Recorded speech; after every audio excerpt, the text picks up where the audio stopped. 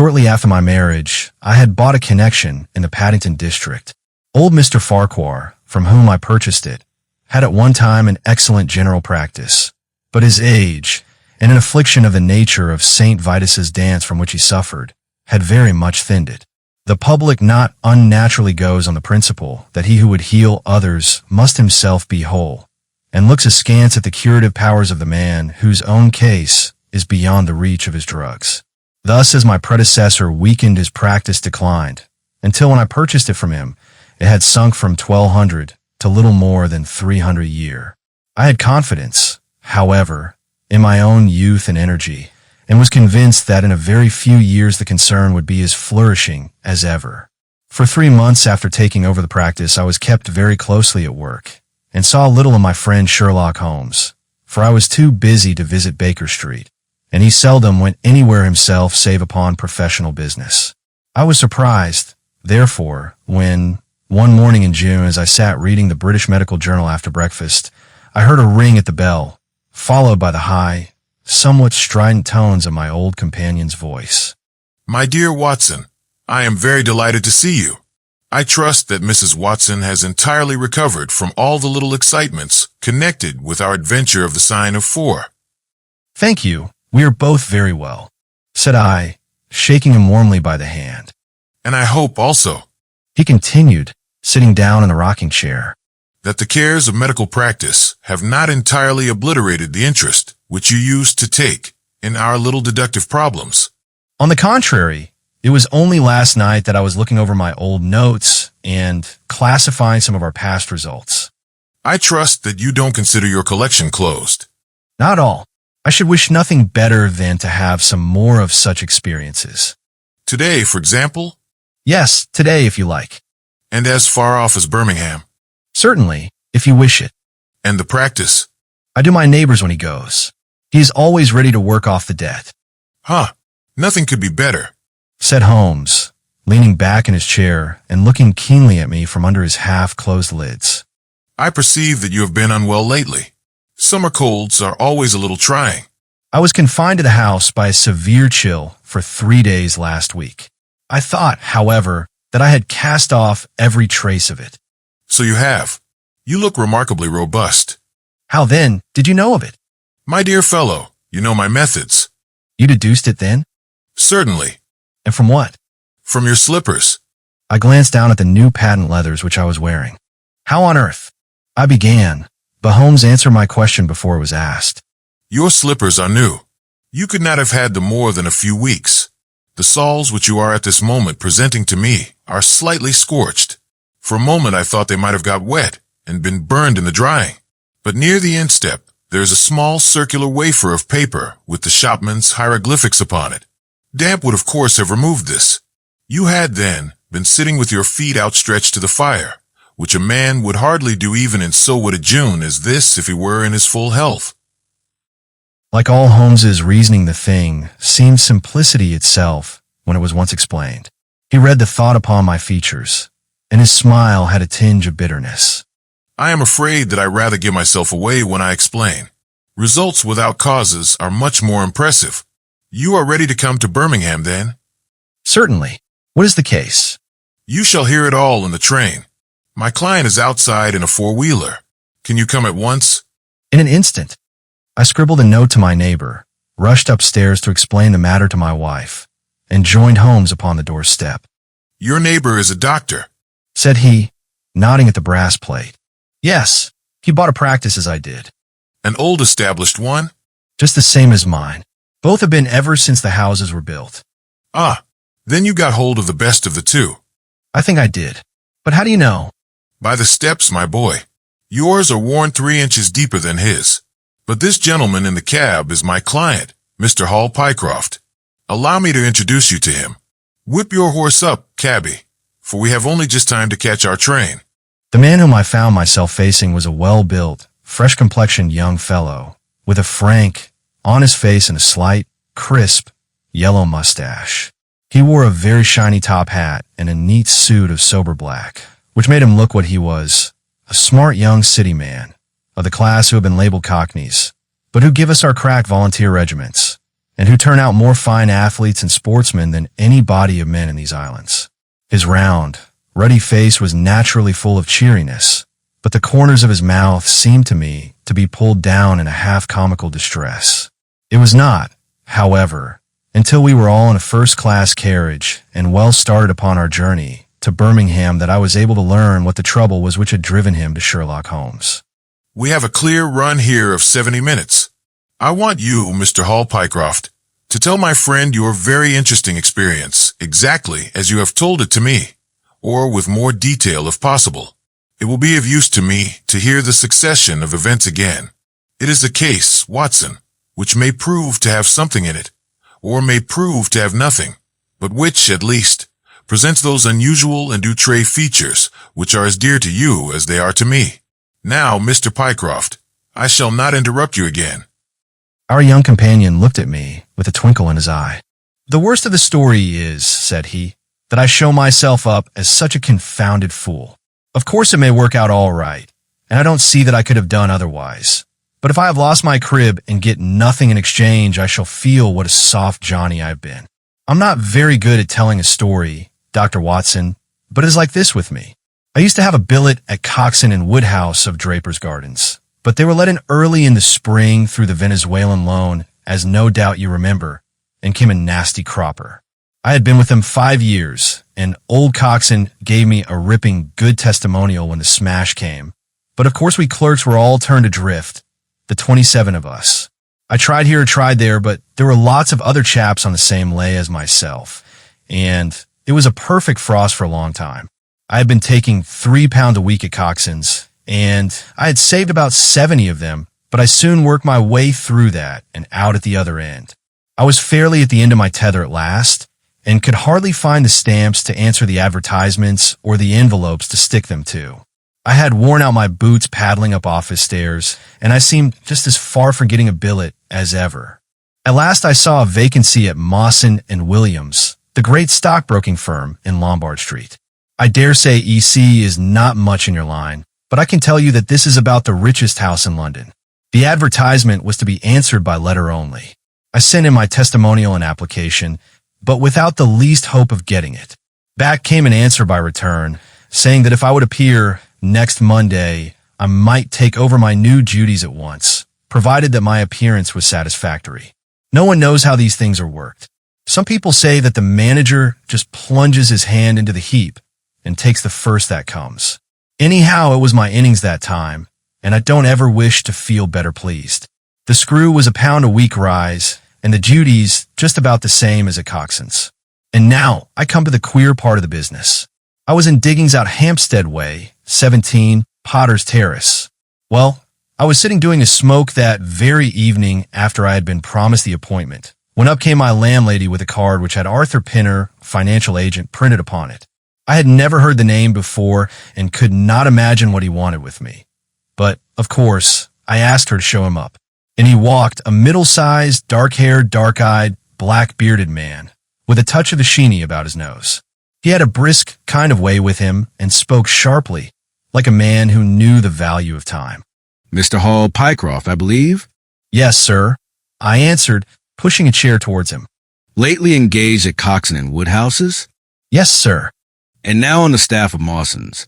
Quite so. Well, the fact is that I have heard some really extraordinary stories about your financial ability. You remember Parker, who used to be Coxon's manager. He can never say enough about it. Of course I was pleased to hear this. I had always been pretty sharp in the office, but I had never dreamed that I was talked about in the city in this fashion. You have a good memory? Pretty fair. Have you kept in touch with the market while you've been out of work? Yes, I read the stock exchange list every morning. Now that shows real application. That is the way to prosper. You won't mind my testing you, will you? Let me see. How are Ayrshire's? 106 1/4 to 105 7/8. And New Zealand Consolidated? 104.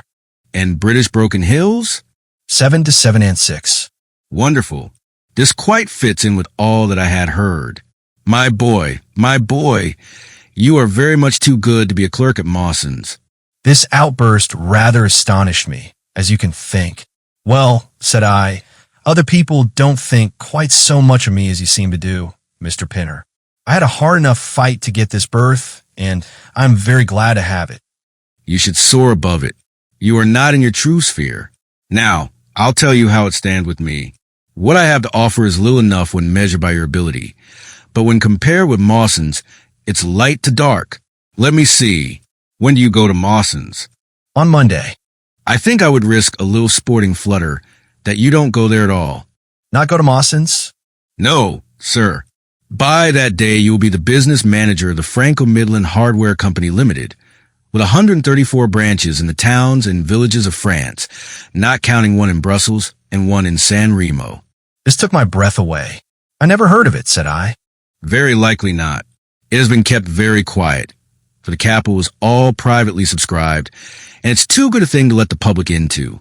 My brother, Harry Pinner, is promoter and joins the board after allotment as managing director. He knew I was in the swim down here and asked me to pick up a good man cheap, a young, pushing man with plenty of snap about him. Parker spoke of you, and that brought me here tonight. We can only offer you a beggarly $500 to start with. $500 a year. Only that at the beginning. But you are to have an overriding commission of 1% on all business done by your agents. And you may take my word for it that this will come to more than your salary. But I know nothing about hardware. My boy, you know about figures. My head buzzed, and I could hardly sit still in my chair. But suddenly a little chill of doubt came upon me. I must be frank with you, said I. Mawson only gives me 200, but Mawson is safe. Now really, I know so little about your company that... Smart. You are the very man for us. You are not to be talked over, and quite right, too. Now, here's a note for £100, and if you think that we can do business, you may just slip it into your pocket as an advance upon your salary. That is very handsome. When shall I take over my new duties? Be in Birmingham tomorrow at 1. I have a note in my pocket here, which you will take to my brother. You will find him at 126B, Corporation Street, where the temporary offices of the company are situated. Of course, he must confirm your engagement, but between ourselves, it will be all right. Really, I hardly know how to express my gratitude, Mr. Pinner. Not at all, my boy. You have only got your deserts. There are one or two small things, mere formalities, which I must arrange with you. You have a bit of paper beside you there. Kindly write upon it, I am perfectly willing to act as business manager to the Franco-Midland Hardware Company, Limited, at a minimum salary of £500. I did as he asked, and he put the paper in his pocket. There is one other detail. What do you intend to do about Mawson's? I had forgotten all about Mawson's in my joy. I'll write and resign. Precisely what I don't want you to do. I had a row over you with Mawson's manager. I had gone up to ask him about you, and he was very offensive. Accused me of coaxing you away from the service of the firm, and that sort of thing. At last, I fairly lost my temper. If you want good men, you should pay them a good price, said I. He would rather have our small price than your big one, said he. I'll lay you a $5, said I.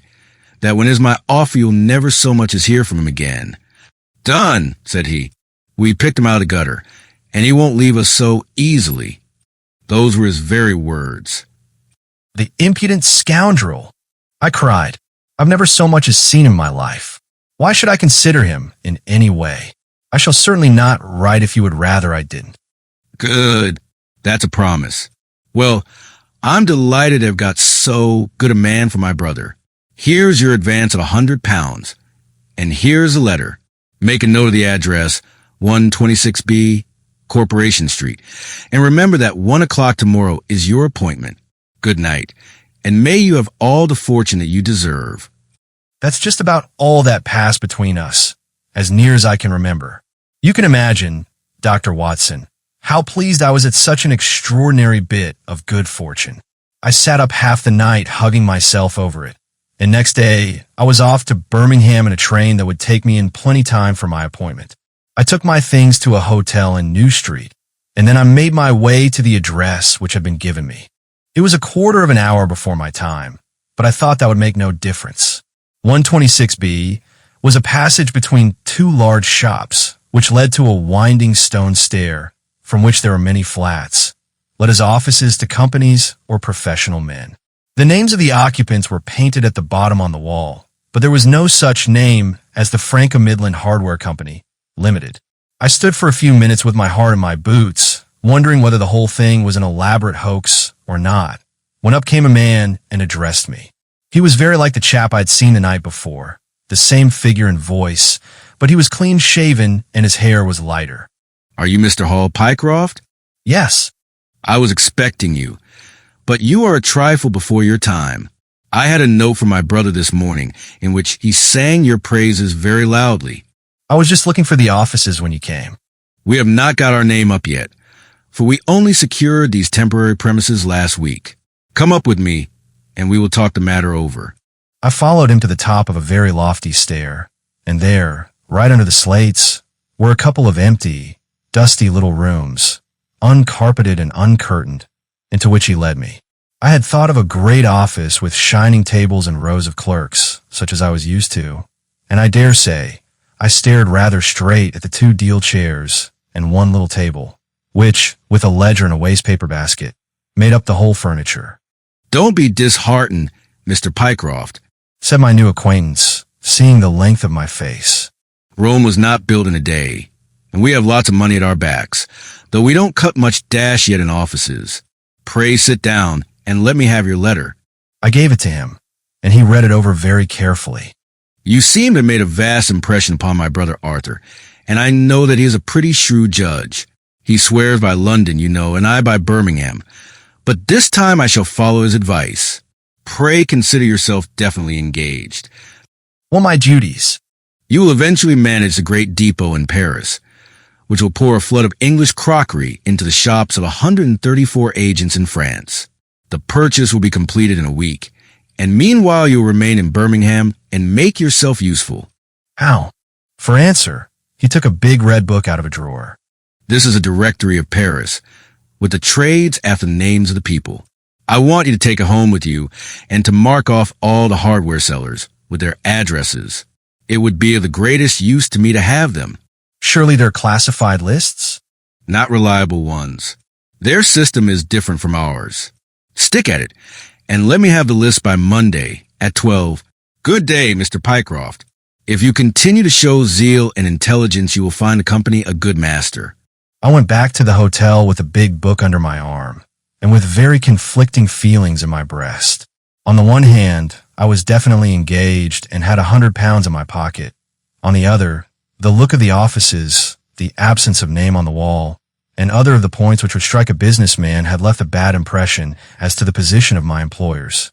However, come what might, I had my money, so I settled down to my task. All Sunday, I was kept hard at work, and yet by Monday, I had only got as far as H.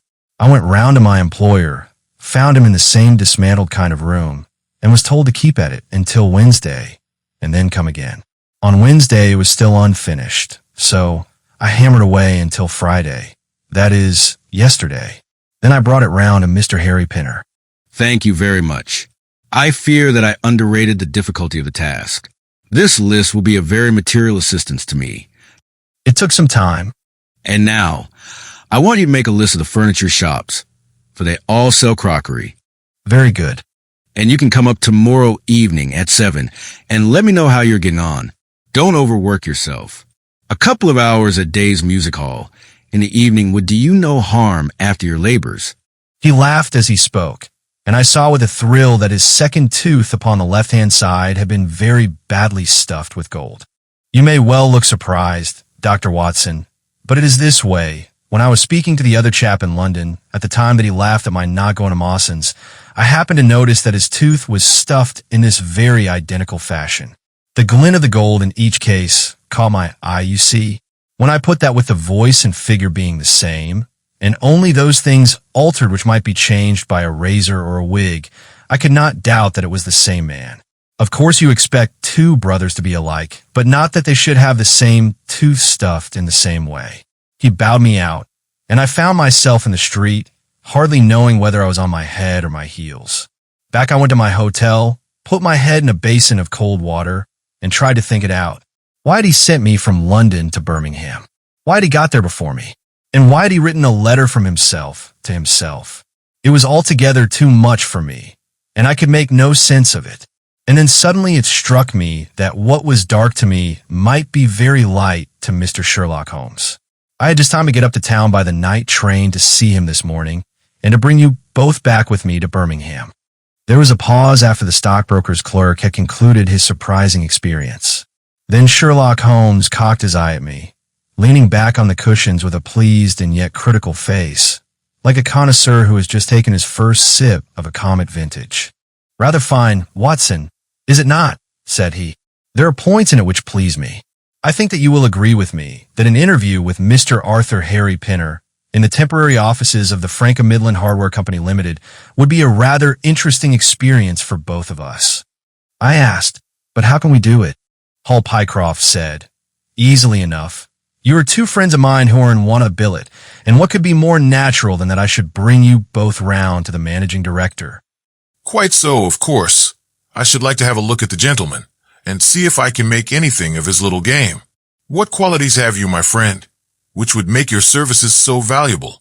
Or is it possible that— He began biting his nails and staring blankly out of the window, and we hardly drew another word from him until we were in New Street. At 7 o'clock that evening we were walking, the three of us, down Corporation Street to the company's offices. Hall Pycroft said, "It is no use our being at all before our time. He only comes there to see me, apparently, for the place is deserted up to the very hour he names." That is suggestive.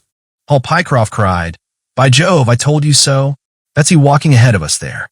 He pointed to a smallish, dark, well-dressed man who was bustling along the other side of the road. As we watched him, he looked across at a boy who was bawling out the latest edition of the evening paper and running over among the cabs and buses. He bought one from him. Then, clutching in his hand, he vanished through a doorway. Hall Pycroft cried again, "There he goes. These are the company's offices into which he has gone. Come with me, and I'll fix it up as easily as possible." Following his lead, we ascended 5 stories until we found ourselves outside a half-open door at which our client tapped. A voice within bade us enter, and we entered a bare, unfurnished room such as Hall Pycroft had described. At the single table sat the man whom we had seen in the street, with his evening paper spread out in front of him, and as he looked up at us, it seemed to me that I had never looked upon a face which bore such marks of grief, and of something beyond grief, of a horror such as comes to few men in a lifetime. His brow glistened with perspiration, his cheeks were of the dull, dead white of a fish's belly, and his eyes were wild and staring. He looked at his clerk as though he failed to recognize him, and I could see by the astonishment depicted upon our conductor's face that this was by no means the usual appearance of his employer. Hall Pycroft exclaimed, "You look ill, Mr. Pinner."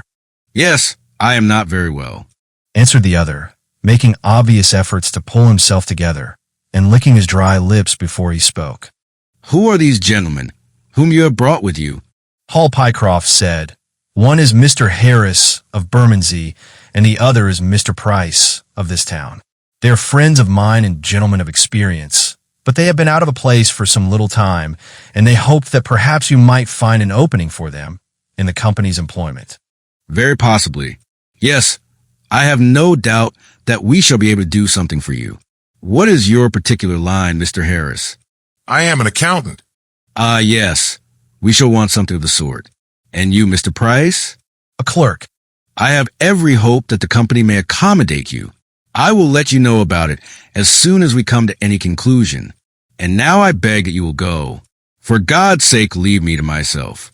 These last words were shot out of him, as though the constraint which he was evidently setting upon himself had suddenly and utterly burst asunder. Holmes and I glanced at each other, and Hall Pycroft took a step towards the table. Hall Pycroft said, "You forget, Mr. Pinner, that I am here by appointment to receive some directions from you." "Certainly, Mr. Pycroft. Certainly. You may wait here a moment, and there is no reason why your friends should not wait with you. I will be entirely at your service in 3 minutes, if I might trespass upon your patience so far." He rose with a very courteous air, and, bowing to us, he passed out through a door at the farther end of the room, which he closed behind him. What now? Is he giving us the slip? Hall Pycroft answered, "Impossible." Why so? Hall Pycroft said, "That door leads into an inner room." There's no exit? None. Is it furnished? It was empty yesterday. Then what on earth can he be doing? There's something which I don't understand in this manner. If ever a man was 3 parts mad with terror, that man's name is Pinner. What can have put the shivers on him? I suggested. He suspects that we are detectives. Hall Pycroft said, "That's it." He did not turn pale. He was pale when we entered the room. It is just possible that... His words were interrupted by a sharp rat-tat from the direction of the inner door. Hall Pycroft cried, "What the deuce is he knocking at his own door for?" Again, and much louder, came the rat-tat-tat. We all gazed expectantly at the closed door. Glancing at Holmes, I saw his face turn rigid, and he leaned forward in intense excitement. Then suddenly came a low gargling sound, and a brisk drumming upon woodwork. Holmes sprang frantically across the room and pushed at the door. It was fastened on the inner side. Following his example, we threw ourselves upon it with all our weight. One hinge snapped, then the other, and down came the door with a crash. Rushing over it, we found ourselves in the inner room. It was empty, but it was only for a moment that we were at fault. At one corner, the corner nearest the room which we had left, there was a second door. Holmes sprang to it and pulled it open. A coat and waistcoat were lying on the floor, and from a hook behind the door, with his own braces round his neck, was hanging the managing director of the Franco-Midland Hardware Company. His knees were drawn up, his head hung at a dreadful angle to his body, and the clatter of his heels against the door made the noise which had broken in upon our conversation. In an instant I caught him round the waist, and held him up while Holmes and Pycroft untied the elastic bands which had disappeared between the livid creases of skin. Then we carried him into the other room, where he lay with a clay-colored face, puffing his purple lips in and out with every breath, a dreadful wreck of all that he had been but 5 minutes before. What do you think of him, Watson? I stooped over him and examined him. His pulse was feeble and intermittent, but his breathing grew longer, and there was a little shivering of his eyelids, which showed a thin white slit of ball beneath. I said, "It has been touch and go with him, but he'll live now. Just open that window and hand me the water carafe." I undid his collar, poured the cold water over his face, and raised and sank his arms until he drew a long, natural breath. As I turned away from him, I said, "It's only a question of time now." Holmes stood by the table, with his hands deep in his trousers pockets and his chin upon his breast. I suppose we ought to call the police in now. And yet I confess that I'd like to give them a complete case when they come. Scratching his head, Hall Pycroft cried, "It's a blessed mystery to me. Whatever they wanted to bring me all the way up here for. And then—" All that is clear enough. It is this last sudden move. Hall Pycroft said, "You understand the rest, then?" I think that it is fairly obvious. What do you say, Watson? I shrugged my shoulders and said, "I must confess that I am out of my depths." Oh, surely if you consider the events at first, they can only point to one conclusion. What do you make of them? Well, the whole thing hinges upon 2 points. The first is the making of Pycroft write a declaration by which he entered the service of this preposterous company. Do you not see how very suggestive that is? I'm afraid I missed the point. Well, why did they want him to do it?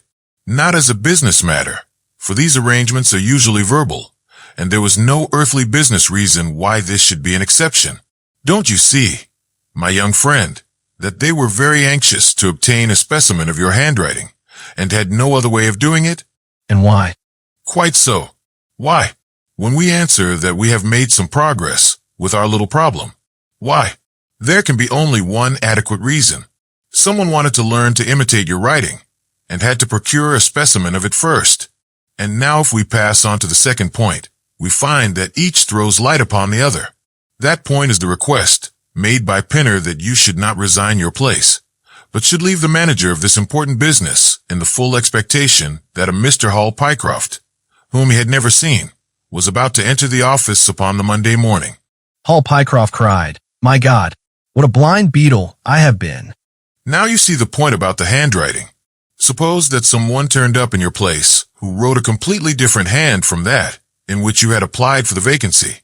Of course the game would have been up, but in the interval the rogue had learned to imitate you, and his position was therefore secure, as I presumed that nobody in the office had ever set eyes upon you.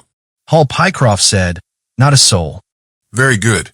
Of course it was of the utmost importance to prevent you from thinking better of it, and also to keep you from coming into contact with anyone who might tell you that your double was at work in Mawson's office.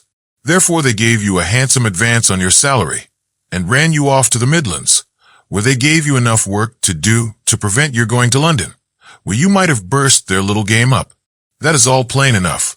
Hall Pycroft asked, "But why should this man pretend to be his own brother?" Well, that is pretty clear also. There are evidently only two of them in it. The other is impersonating you at the office. This one acted as your engager, and then found that he could not find you an employer without admitting a third person into his plot, that he was most unwilling to do. He changed his appearance as far as he could, and trusted that the likeness, which you could not fail to observe, would be put down to a family resemblance. But for the happy chance of the gold stuffing, your suspicions would probably never have been aroused. Hall Pycroft shook his clenched hands in the air and cried, "Good Lord, while I've been fooled in this way, what has this other Hall Pycroft been doing at Mawson's? What should we do, Mr. Holmes? Tell me what to do." We must wire to Mawson's. Hall Pycroft replied, "They shut at 12 on Saturdays." Never mind. There may be some doorkeeper or attendant. Hall Pycroft said, "Ah, yes, they keep a permanent guard there on account of the value of the securities that they hold. I remember hearing it talked of in the city." Very good. We shall wire to him, and see if all is well, and if a clerk of your name is working there. That is clear enough. But what is not so clear is why at sight of us, one of the rogues should instantly walk out of the room and hang himself. The paper. Croaked a voice behind us. The man was sitting up, blanched and ghastly, with returning reason in his eyes, and hands which rubbed nervously at the broad red band which still encircled his throat. The paper. Of course. Yelled Holmes, in a paroxysm of excitement. Idiot that I was.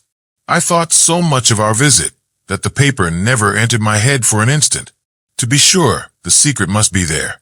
He flattened it out upon the table, and a cry of triumph burst from his lips. Look at this, Watson. It is a London paper, an early edition of the Evening Standard. Here is what we want. Look at the headlines. Crime in the city. Murder at Mawson and Williams. Gigantic attempted robbery. Capture of the criminal. Here, Watson, we are all equally anxious to hear it. So kindly read aloud to us. It appeared from its position in the paper to have been the one event of importance in town, and the account of it ran in this way. A desperate attempt at robbery, culminating in the death of one man and the capture of the criminal, occurred this afternoon in the city.